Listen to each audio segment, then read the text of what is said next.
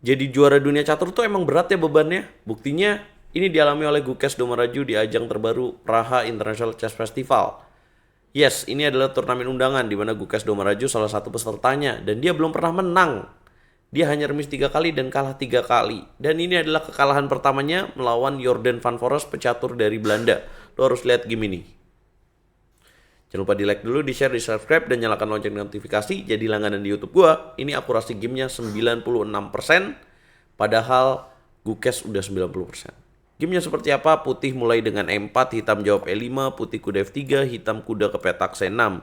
Putih mainin Ruy Lopez atau Spanyol opening, hitam A6, putih gajah ke petak A4, hitam kuda F6 ancam pion. Putih rokade seperti dalam teori, kalau makan ini nggak ada guna, nanti bakal terjadi serangan yang bahaya buat hitam. Hitam mainin langkah B5, putih gajah B3, kemudian hitam D6. Tujuannya mau ngaktifin bishop dan jaga pion di petak E5, sekaligus mau kuda A5, putih C3. Yes, kalau hitam makan pion petak E4 ada gajah D5 ya, itu jebakan yang gampang banget. Hitam gajah E7, kemudian putih mainin langkah benteng ke petak E1, jaga pion, hitam kuda A5. Yes, jelas saja putih menjaga gajahnya, karena kekuatan gajah terang ini sangat berguna dalam teori ini. Hitam memperkuat petak center dengan C5, putih dobrak dengan D4, hitam makan balik, dan kemudian hitam mainin bishop ke petak G4. Putih melanjutkan dengan pertukaran pion pada petak E5, ya hitam makan kuda dulu ya supaya bisa dapat pionnya balik. Putih makan pakai queen, dimakan lagi dengan pion E5. Masuk ke middle game nih, putih punya sepasang gajah. Permainannya sedikit terbuka. Ya, lo bisa lihat evolution bar-nya unggul buat putih, tipis. Putih mengembangkan perwira kuda C3 terlebih dahulu, hitam mainin langkah mengamankan raja. Putih mainin bishop ke petak G5, hitam kuda ke petak C6. Tujuannya bahaya banget nih, kuda ke petak D4. Putih benteng AD1, hitam kuda D4. Putih queen G3, gajah dikasih, menteri hitam hilang. Queen ke petak E3 nggak cuma kabur aja, tapi ngancam pion di petak E5. Nah sayangnya harusnya di sini benteng E8 dapat dimainin dengan tujuan untuk menipu putih. Kalau misalkan makan pion E5, maka terjadi kuda makan gajah di petak C2. Ya, hitam harusnya berani untuk mengorbankan queen. Apabila dimakan, maka dimakan lagi dengan bishop. Akan terjadi ancaman queen dan ancaman benteng di saat yang sama.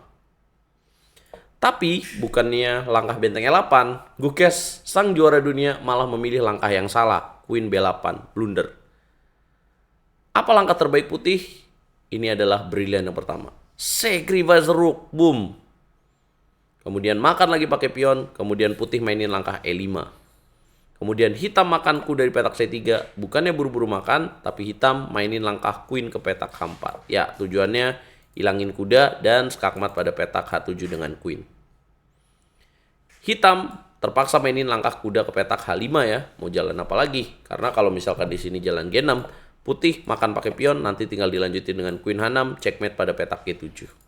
Udah H5 dimainin, kemudian putih ambil bishop dulu ya, kemudian hitam mainin langkah G6. Kalau misalkan hitam di sini benteng E8, putih akan berani untuk queen H5, kalau dimakan, makan H7, raja geser, checkmate. Gajah petak E7, hitam G6, putih tukar benteng. Gajah makan F8, queen makan, dan putih ambil lagi pion petak C3. Sekarang putih punya perwira yang sama, tapi dengan pion 6 pion, hitam 5 pion. Gimana cara Jordan van Foreest bisa menang endgame? Lawan juara dunia loh. Queen C5 dimainin. Putih queen ke petak E4 ancam benteng, tapi bukan langkah yang tepat. Harusnya di sini adalah E6 ya. Queen E4 dimainin, hitam benteng ke petak E8, putih queen E3, jaga dan simplifikasi, menyederhanakan permainan, hitam benteng C8. Putih mainin langkah E6 di sini, kemudian hitam makan queen di petak E3, dimakan lagi, pion F7 dulu skak, kemudian raja makan dan benteng E3. Nah sekarang yang jadi tantangan buat putih, gimana nih cara nyelamatin struktur pion yang terpecah ini? Hitam raja F6, putih bishop B3, hitam A5, putih G3. Membuka napas raja, hitam kuda G7, jaga petak E6. Langkah ke-30, putih benteng F3 skak, raja E5, benteng masuk ancam kuda. Kuda naik, putih nggak ngambil pion, tapi jaga dan lebih pilih mengancam pion di petak B5 dulu. Kenapa? Karena kalau dia ngambil pion petak H7, bahaya dong. Nanti 2 pion lawan 1 pion, karena hitam juga mau ngambil pion di petak C3.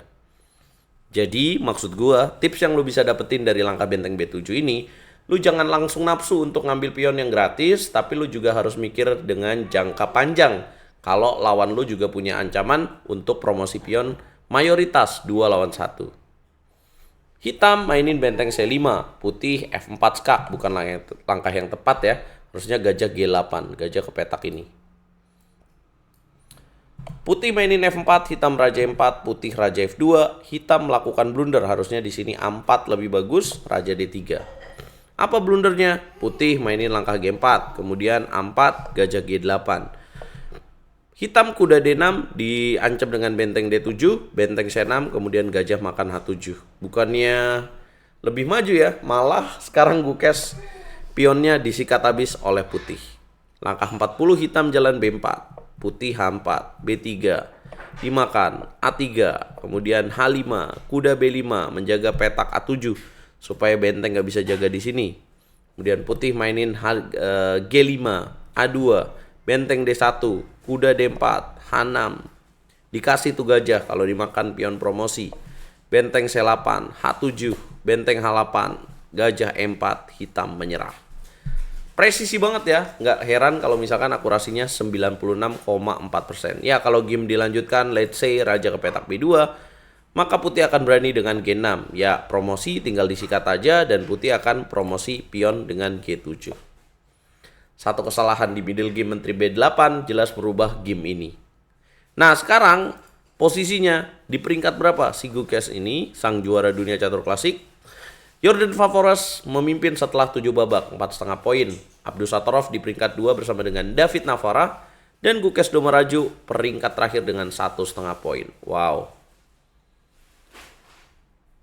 Beberapa waktu yang lalu gue pernah melihat wawancara Gukes Domaraju yang mengatakan bahwa ya setiap fans catur sekarang ingin melihat saya menang.